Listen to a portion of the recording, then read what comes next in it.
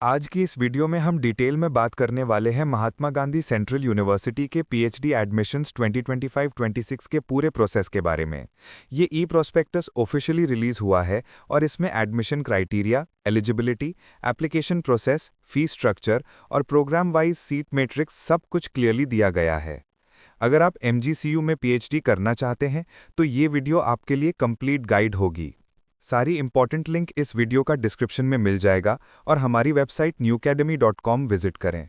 अभी के अभी चैनल को लाइक करें, सब्सक्राइब करें, बेल आइकन प्रेस करें, अपनी क्वेरीज कमेंट करें और इस वीडियो को मैक्सिमम शेयर करें ताकि सभी एस्पिरेंट्स तक सही इन्फॉर्मेशन पहुंच सके।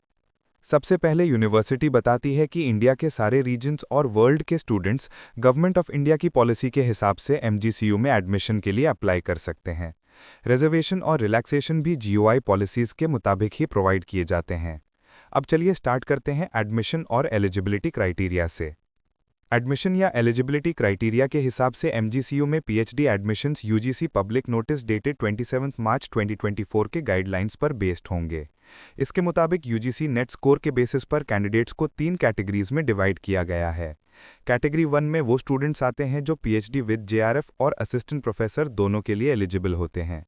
कैटेगरी 2 में स्टूडेंट्स पीएचडी विदाउट जेआरएफ और असिस्टेंट प्रोफेसर के लिए एलिजिबल होते हैं। कैटेगरी 3 सिर्फ पीएचडी प्रोग्राम के लिए एलिजिबल होती है, जेआरएफ और असिस्टेंट प्रोफेसर के लिए नहीं। अगर किसी स्टूडेंट के पास 2025 से पहले का वैलिड जेआरएफ है तो वो अपने रेलेवेंट सब्जेक्ट में पीएचडी के लिए अप्लाई कर सकता है।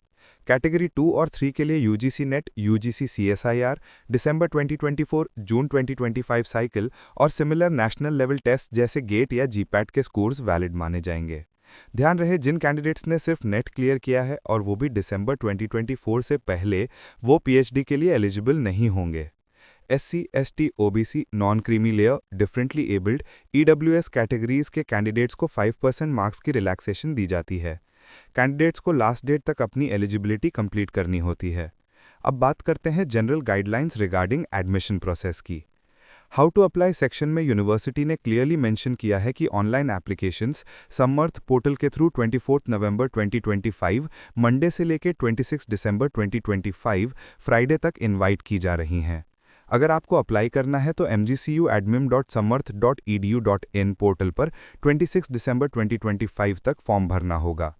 अगर कोई कैंडिडेट मल्टीपल डिपार्टमेंट्स में अप्लाई करना चाहता है तो हर प्रोग्राम के लिए अलग रजिस्ट्रेशन फ़ी पे करनी होगी। कैंडिडेट्स को अपना valid email ID, mobile number, Aadhaar number और readable soft copy documents upload करने होंगे। यूनिवर्सिटी किसी भी टेक्निकल ग्लिच के लिए रिस्पॉन्सिबल नहीं होगी, इसलिए सजेशन है कि लास्ट डेट का वेट मत करें। फॉर्म सबमिट करने के बाद एक प्रिंटआउट निकाल लेना ज़रूरी है जो इंटरव्यू के टाइम वेरिफिकेशन के लिए लाना होता है।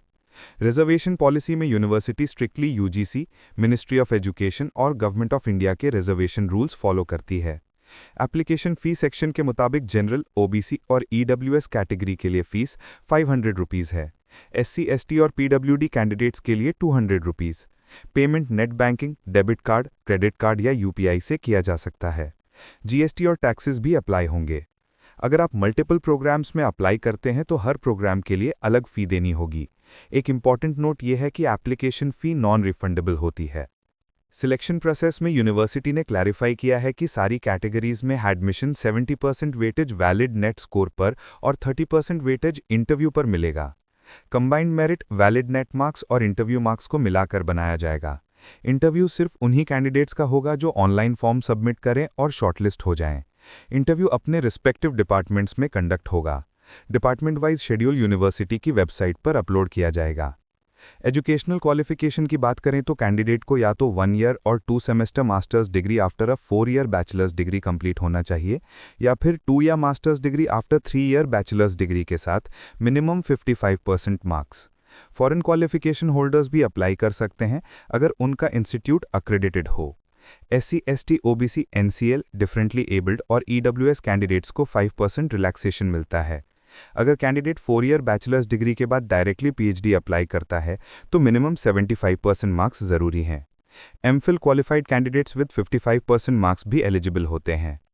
जनरल इंस्ट्रक्शंस के सेक्शन में यूनिवर्सिटी बताती है कि अगर किसी प्रोग्राम में एडिक्वेट रिस्पॉन्स नहीं मिलता या एडमिनिस्ट्रेटिव रीज़न होता है तो यूनिवर्सिटी प्रोग्राम ऑफर ना करने का अधिकार रखती है। पीएसयू या गवर्नमेंट सेक्टर में काम करने वाले कैंडिडेट्स को एनओसी लाना होगा। सिलेक्टेड कैंडिडेट्स को प्रोविजनल एडमिशन मिलेगा और उनका नाम यूनिवर्सिटी वेबसाइट पर लिस्ट के फॉर्म में अपलोड किया जाएगा। सिलेक्टेड कैंडिडेट्स को प्रिस्क्राइब्ड फीस टाइम पर डिपॉजिट करनी होती है, वरना एडमिशन कैंसिल हो जाता है। यूजीसी रेगुलेशंस 2022 और एमजीसीयू ऑर्डिनेंस 2023 फॉलो किया जाएगा। अगर किसी कैंडिडेट का डॉक्यूमेंट फेक निकला तो एडमिशन कैंसिल हो जाएगा। डिस्प्यूट्स को मोतिहारी डिस्ट्रिक्ट कोर्ट ज्यूरिसडिक्शन में हैंडल किया जाएगा।